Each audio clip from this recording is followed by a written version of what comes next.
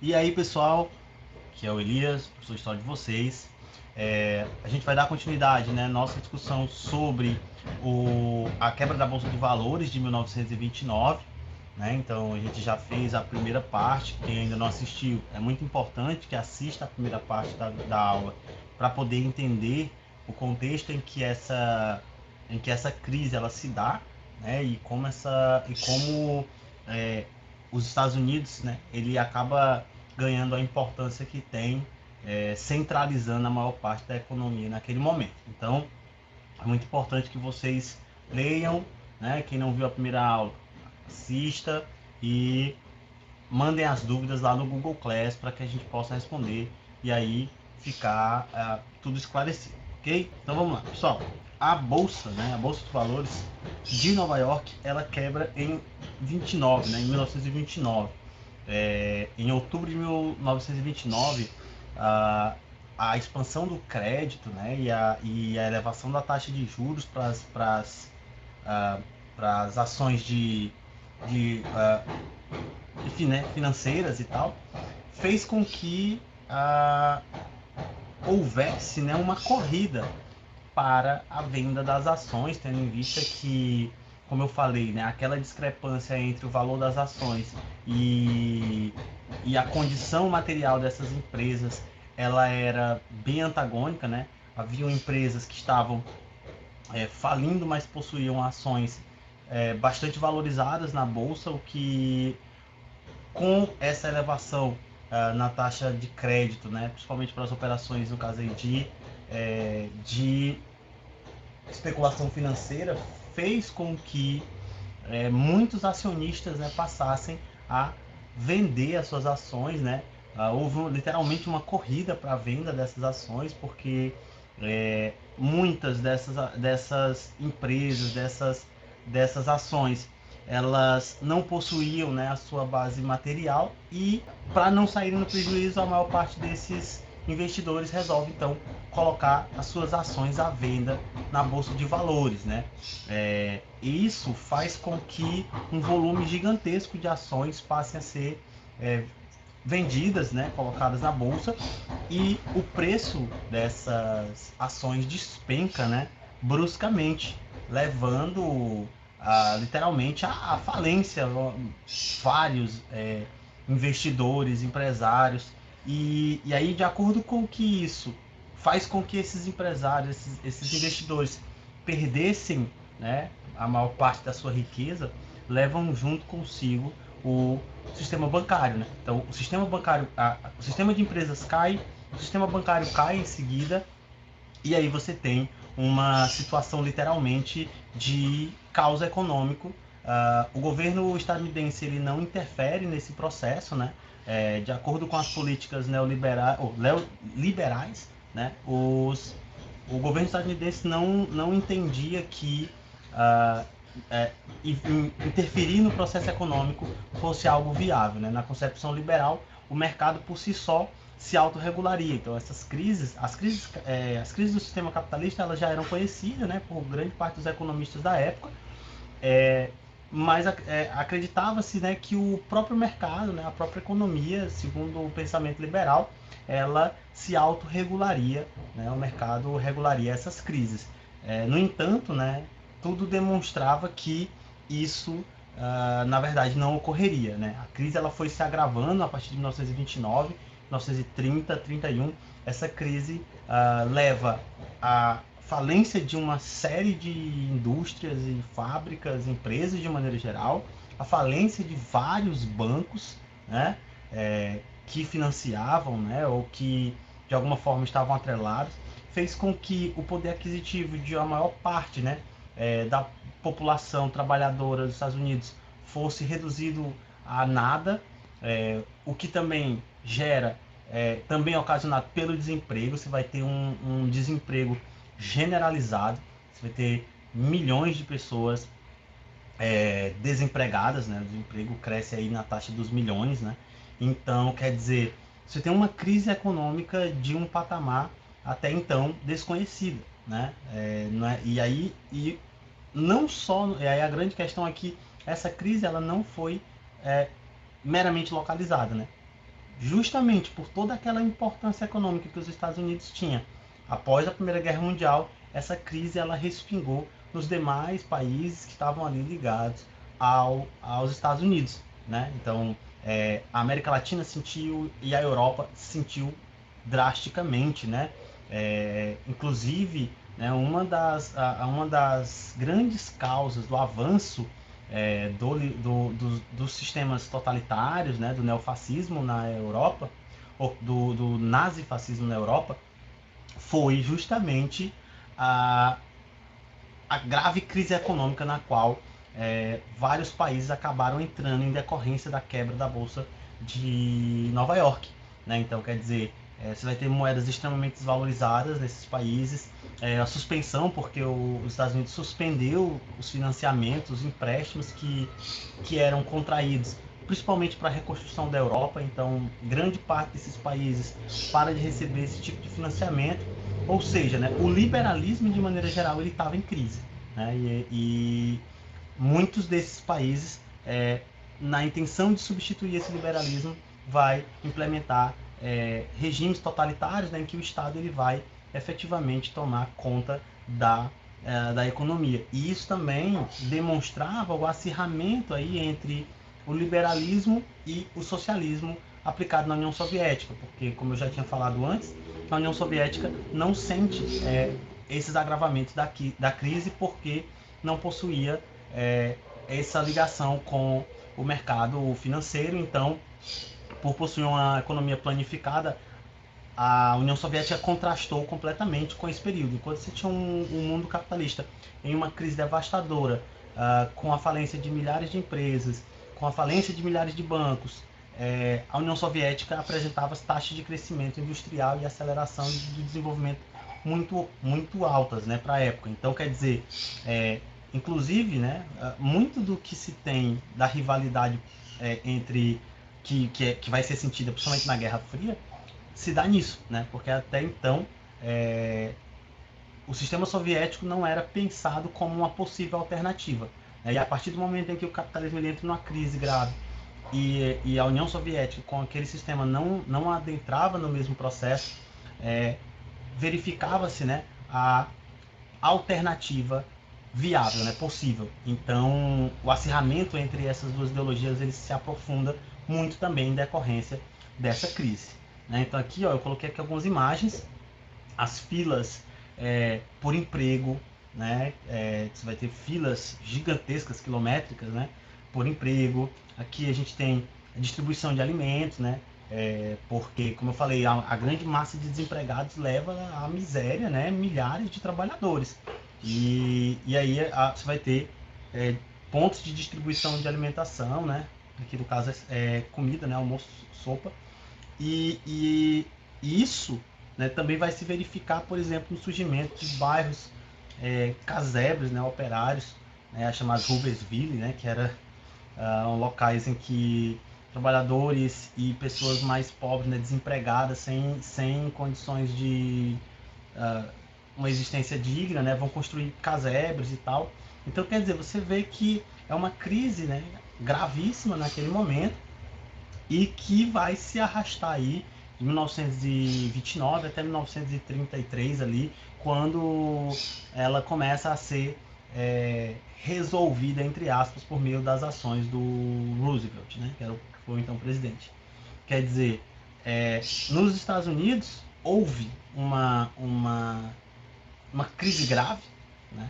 Uma crise que levou à falência, à redução da produção industrial, à redução da exportação. A exportação estadunidense cai em quase 70%, né? A indústria chega a decrescer e por aí vai. Então, quer dizer, você tem uma crise extremamente grave, né? Você vai ter aí milhões de desempregados, né? Em torno de 15 a 16 milhões de desempregados ali entre 1929 e 1933.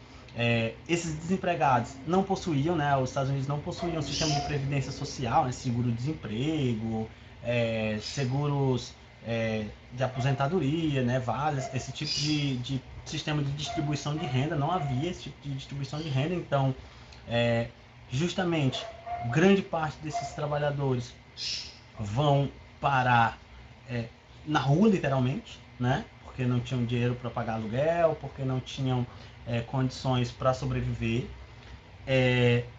Os Estados Unidos, ele corta os empréstimos e os financiamentos na Europa, né? Como eu falei, as nações europeias, muitas delas, foram fundamentais para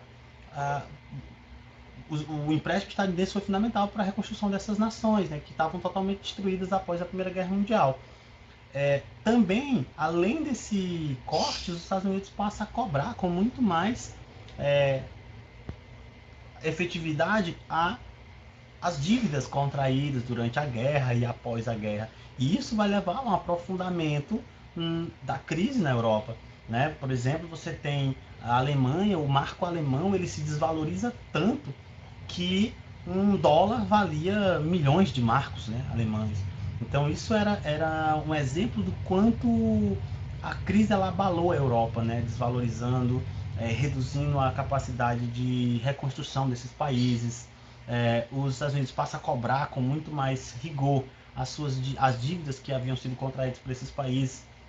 Então esse contexto de dívida, de desvalorização, de crise, foi fundamental para o desenvolvimento dos regimes totalitários ultranacionalistas, né? Tanto o fascismo como o nazismo se apoiam muito nessa crise econômica da qual o liberalismo não apresentava nenhuma alternativa, né? Nenhuma saída. Na América Latina, claro, também você vai ter uma consequência muito grave dessa crise. É importante lembrar, pessoal, que a América Latina ela exportava muitos produtos para os Estados Unidos, principalmente produtos agrícolas, né? Por exemplo, se a gente pensa no Brasil, você tem o café é o principal produto exportado para aquela região, que na época, né, sofreu grande desvalorização. O Vargas, né, lá na década de 30, chega a autorizar a queima de milhões de sacas de café, justamente para manter o preço do café estável no mercado internacional, tendo em vista que com a crise esse preço havia caído bastante. E aí os Estados Unidos param de importar parte desses produtos. Empresas internacionais param, né, reduzem o seu investimento em capital nessas nações da América Latina, né? Então, quer dizer, você vê que é uma crise que começa nos Estados Unidos, mas ela atinge diretamente, né? Não tem nem como dizer indiretamente, mas diretamente todos esses países, né? E todos esses países vão tentar encontrar medidas para contornar essa crise. Por exemplo, se a gente pensa na questão da América Latina, a crise de 29 foi fundamental, por exemplo, para a difusão do populismo, né? Então, o Vargas, quando a gente pensa no Vargas, no Perón, na Argentina, são exemplos de governantes que se utilizaram muito desse momento de crise e avançam, né, com suas pautas populistas, avançam com o populismo. No caso da Europa, você tem o fascismo, que também tem uma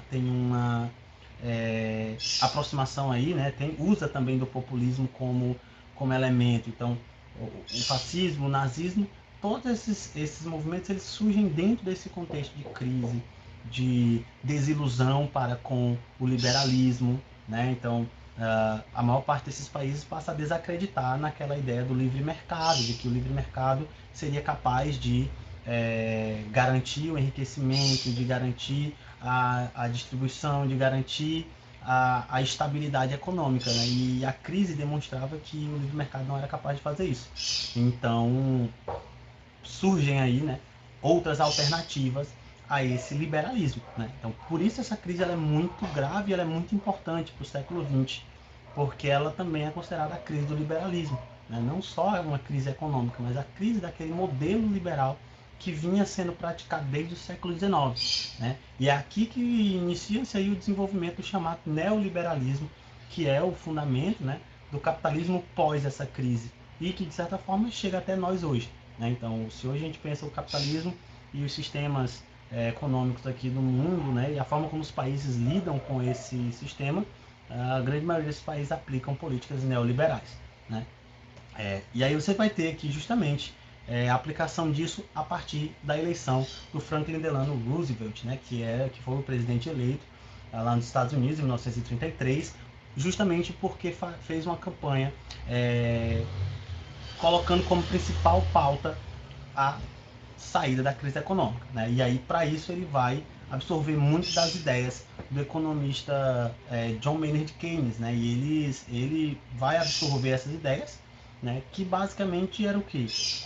Para o Keynes, né? O chamado keynesianismo, para o Keynes, o Estado ele tinha um papel fundamental dentro da economia, que era o de regulador, né? O Estado deveria garantir a ordem e a regulação social para que a economia pudesse se estabelecer sobre um chão mais sólido, né? E aí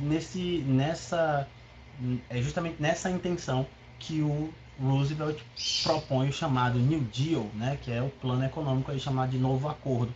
Esse plano econômico visava o quê? O abandono desse liberalismo, né?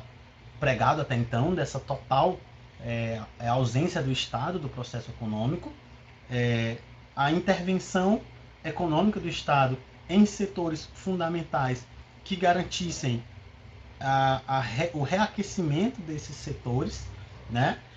Também o Estado deveria intervir de forma a garantir, né, empregos, né, produzir empregos para assim gerar potencial de consumo e aí aos poucos essa crise ela ir se estabelecendo.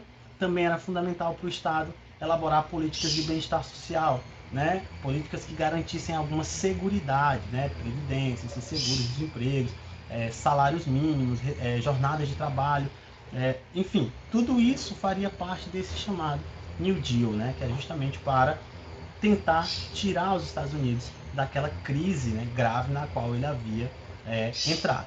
Então, o New Deal ele vai atuar em diversas áreas, na agricultura, na indústria, né, no trabalho de maneira geral. Então, aqui eu coloquei aqui algumas das ações pensadas aí pelo New Deal, né, que seriam aplicadas justamente para a saída da crise. Então, você tem na agricultura a limitação da produção agrícola, né, porque ela havia crescido de forma a superproduzir, né, e era justamente isso que se queria evitar. Então, a redução da atividade agrícola, né, da produção agrícola, incentivos, né, à exportação, né, garantindo aí uma tentativa de aumentar a exportação desses produtos agrícolas, até mesmo para reduzir a sua quantidade local, né, nacional. Você tem na indústria o auxílio às empresas prestado pelo Estado, né, concedendo crédito, né, financiamento a juros baixos, né, para fazer com que essas empresas elas voltassem a investir. Você vai ter também a nacionalização de algumas empresas, né? Algumas empresas vão ser compradas, né, pelo Estado justamente para tentar ser mantidas, né? E assim também manter empregos, manter trabalhadores ganhando alguma renda para poder consumir. Em relação aos empregos, você tem a redução da jornada semanal de trabalho. Essa redução visava abrir mais empregos, né? Porque quando você tinha um trabalhador que trabalhava muitas horas por semana, bastava um trabalhador. Então, se você reduz a hora desse trabalhador, às vezes o tempo que esse trabalhador pode trabalhar leva à necessidade de ter mais um trabalhador. Então, quando você precisava de mais um, você criava mais empregos. Então, essa redução de trabalho, né, de jornada de trabalho foi fundamental. A fixação de um salário mínimo, quer dizer, a garantia, a fixação de salário mínimo, ela é fundamental porque ela é pensada de acordo com o potencial de consumo básico, né? Então, assim, o salário mínimo é aquele salário que é o básico para garantir àquele trabalhador um potencial mínimo de consumo. E é isso que vai acontecer. Também, né, dentro dessa lógica, o New Deal impunha uma série de construções públicas, né? Construção, reformas de praças, abertura de estradas, construção de pontes, para garantir empregos e produzir, né, mais consumo em decorrência desses empregos, né, dessas necessidades que vão surgindo aí ao longo da década de 30. Além disso tudo, pessoal, e na verdade boa parte do financiamento de todas essas questões, porque veja que boa parte dessas ações elas dependem de uma certa riqueza, né, de um certo financiamento do Estado. Então, para garantir isso tudo, você vai ter um aumento dos impostos e principalmente a taxação sobre os setores mais ricos da sociedade, né? Então, você vai ter boa parte desse financiamento extraído desses recursos aí vindos do aumento dos impostos gerais e também da taxação das grandes fortunas, né, dos mais ricos, que vai garantir um certo montante de dinheiro que poderia ser investido para a aplicação desse New Deal. Quer dizer, aos poucos, os Estados Unidos passa a se recuperar, né, ao longo da década de 30, né, 1930, 34, 35, e aí aos poucos os Estados Unidos vai recuperando a sua estabilidade econômica, né, e o plano, aí, o New Deal consegue de fato retirar os Estados Unidos da gravidade da crise, né. Ela é chamada de Grande Depressão porque ela levou, né, justamente a um desânimo em relação ao mundo e ao liberalismo e ao sistema econômico como um todo, né? Aquele otimismo que existia lá na Belle Époque, que a gente já comentou, ele foi totalmente destruído por essa crise, né? Então aqui você tem uma crise que abalou, né, profundamente o mundo, né? Claro que muito mais centrada nos Estados Unidos, mas que abala de maneira geral o mundo, tá bom? Então, pessoal, é isso, né? Eu espero que tenha sido claro. E aí, as dúvidas que vocês tiverem, vão me mandando lá no Google Class, que eu irei responder o mais rápido possível, tá bom? Então, muito obrigado por assistir e até a próxima.